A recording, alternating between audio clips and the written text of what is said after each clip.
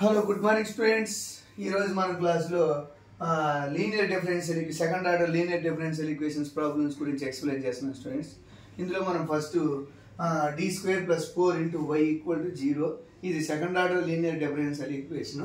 కాబట్టి f of d దీన్ని f of d అని రాస్తాం students into y = q. f of d into yq మనకి ఇంతకుముందు ఆల్రెడీ వీడియోస్లో చేసిన స్టూడెంట్స్.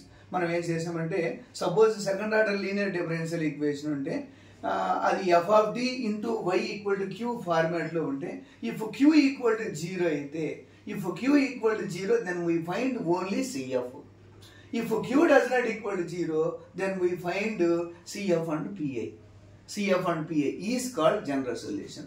ఫైనల్ గా మనం ఇక్కడ ఏం ఫైండ్ అవుట్ చేస్తున్నాం ఏదైనా ఒక problem second order linear differential equation ఇస్తే మనం జనరల్ సొల్యూషన్ ఫైండ్ అవుట్ చేస్తాం. జనరల్ సొల్యూషన్ అనేది ఎలా ఫైండ్ అవుట్ చేయాలి అని మనం ఒకసారిగా అర్థం చేసుకుంటే గివెన్ ఈక్వేషన్ అనేది f of d into y = q. q does not equal 0 అయితే cf plus pi కనుక్కుంటాం. if q = 0 అయితే only we find cf. Okay students. కాబట్టి మనం first f of d, what is f of d అనేది మనం note చేసుకోవాలి students. what is f of d? here f of d = d² + 4. here f of d = d² + 4 and q value = 0 and q = 0. మనం final గా ఇక్కడ ఇందులో ఏం find out చేయాలంటే to find complementary function. to find complementary function. Complementary function అంటే student CF అన్నారు. to find complementary functions అంటే మనం కాంప్లిమెంటరీ ఫంక్షన్స్ CF ను ఫైండ్ అవుట్ చేస్తున్నాం. అది ముందు ఫైండ్ అవుట్ చేసినప్పుడు first we write auxiliary equation. auxiliary equation. What is auxiliary equation? What is auxiliary equation అని మనం తెలుసుకోవాలి స్టూడెంట్స్. auxiliary equation అంటే put d = m in f of d. then f of m is equal to 0. This implies m² + 4 = 0.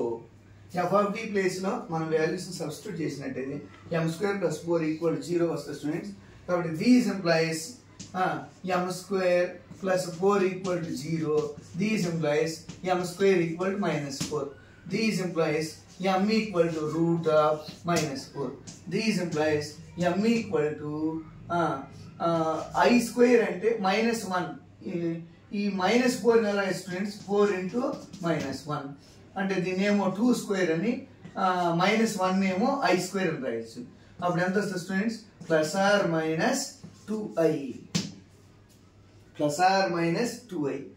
If m = ±2i మనకు తెలుసు students మనం yc కనుక్కోవాలి. yc అంటే cf అంటే కాంప్లిమెంటరీ ఫంక్షన్. ఓకే మనం ఫార్ములా చేసే students ఇంతకుముందు వీడియోస్లో చేసాం. If m = ±ai then CF = C1 cos AX plus C2 sin BX. Students కాబట్టి మనం ఫస్ట్ ఇందులో ఏ అంటే వాల్యూ ఏంటి C1 cos AX plus C2 sin AX అని కూడా రాయాలి. ఇక్కడ ±AA కదా కాబట్టి మనం ఏం రాస్తాం AA అని రాస్తాం. ఇక్కడ ఏ అంటే వాల్యూ ఎంత స్టూడెంట్స్ a2 కాబట్టి C1 cos 2x plus C2 sin 2x. Okay students అయిపోయింది ప్రాబ్లం. Thank you. ప్లస్ మనం ఈ ప్రాబ్లం కానీ చూసినట్లయితే ఇందులో మనం ఏం చేసాం అనేది తెలుసుకోవాలి students. Auxiliary equation complementary function find out చేసాం. కాంప్లిమెంటరీ ఫంక్షన్ అంటే ఎలా ఫైండ్ అవుట్ చేస్తాం ఆక్సిలరీ ఈక్వేషన్ తీసుకొని మనం find out. What is auxiliary equation? Put d = m in f of d. then f of m = 0. this implies m² + 4 = 0. m² + 4 = 0. this implies m² = -4. then m = √(-4) అంటే ±2i. కాబట్టి if m = ±ai then cf = C1 cos AX plus C2 sin AX. కాబట్టి ఇక్కడ here a = 2 కాబట్టి okay thank you.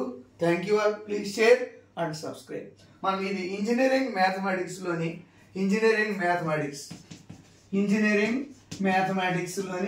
Second order linear differential equations problems నేర్చుకున్నాం students. కొన్ని యూనివర్సిటీలు అయితే M2లో ఉంటుంది, కొన్ని యూనివర్సిటీలు అయితే M1లో ఉంటుంది.